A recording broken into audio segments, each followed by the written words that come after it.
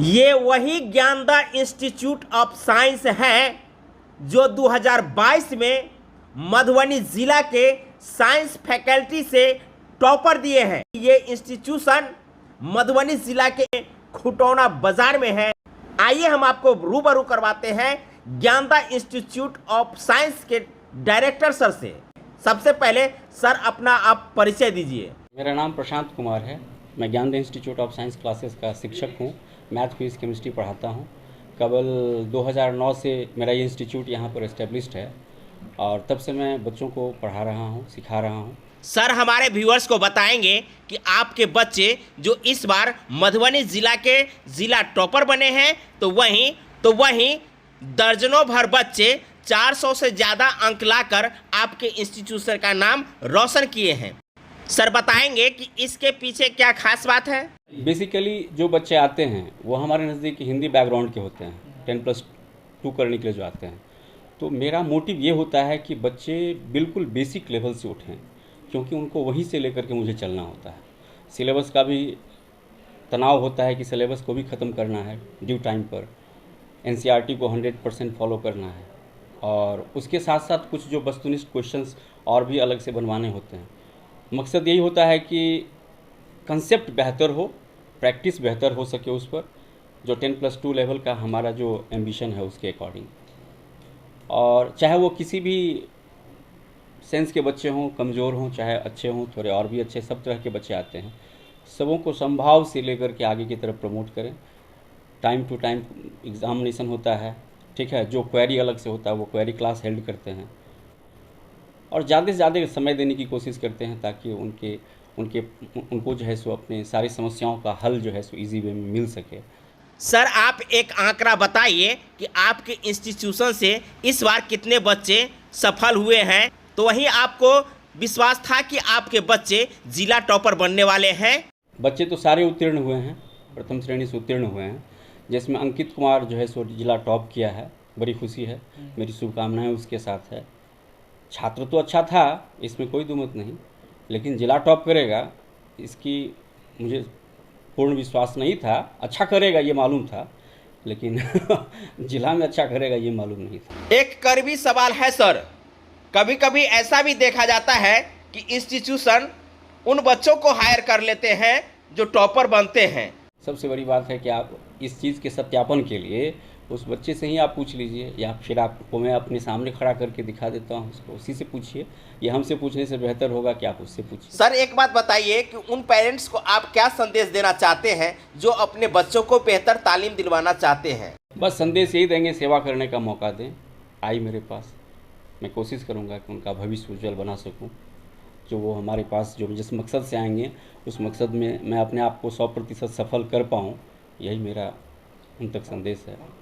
Sir एक question बहुत देरों से हमारे अंदर चल रही है, क्या ज्ञानदा इंस्टीट्यूट ऑफ साइंस उन बच्चों के लिए एक बेहतर विकल्प हो सकता है जो वंचित हैं, जिनकी आर्थिक स्थिति सही नहीं है? उन बच्चों के लिए एक वैकल्पिक व्यवस्था कर सकती है या करने का कोई प्रोग्राम है? विगत 10 वर्षों से सहयोग ही करता आ रहा हूँ, ठीक है। आज तक जो ही वंचित वर्ग के बच्चे हैं, यहाँ आने का मकसद ही यही था कि वंचित वर्ग के बच्चों तक मैं पहुँच सकूँ, ठीक है। आज विगत 10 वर्षों से मैं वही करता आ रहा हूँ, तो उनके लिए तो मैं सबसे बड़ा अपॉर्चुनिटी हूँ। खुटौना में आकर के संस्था एस्टेब्लिश करने के पीछे मेरा मकसद यही था कि जो वंचित, क्योंकि मैं भी यहीं से पढ़ा लिखा हूँ, यहीं से मैं तो अपने क्षेत्र के बारे में मैं बेहतर जानता हूँ, तो मैं यहीं की अपॉर्चुनिटी को यहीं से लेकर के उनको ऊपर तक पहुँचाने के लिए आया हूँ बेसिकली।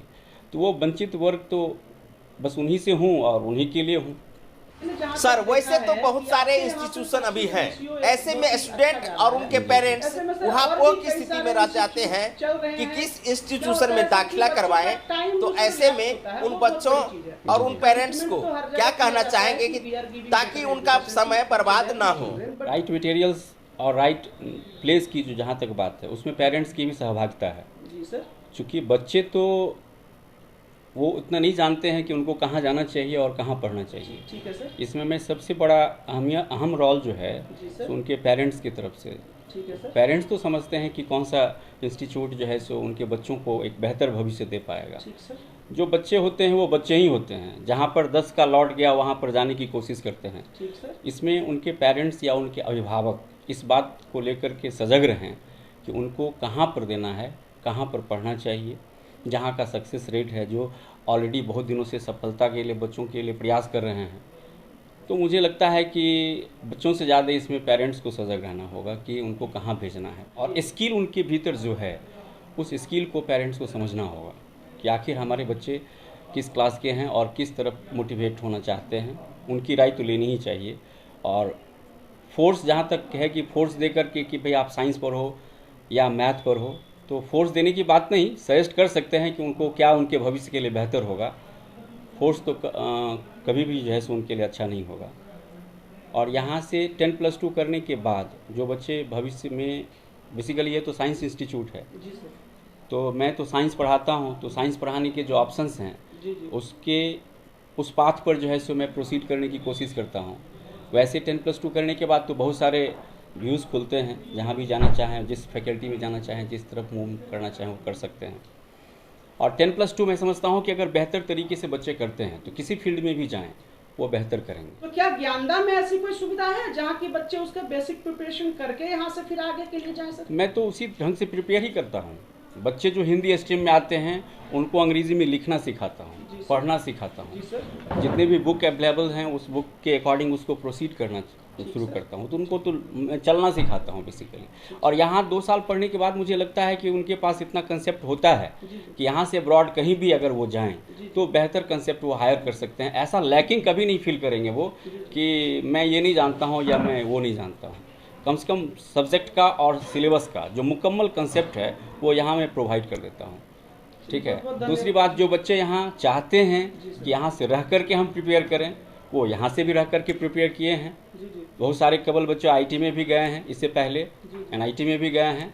तब यह है कि इनको फोकस इसलिए नहीं कर पाया कि रिजल्ट छिटपुट होता था, तो इसको मैं एक जगह टुगेदर करके एक्सप्रेस नहीं कर पाता था।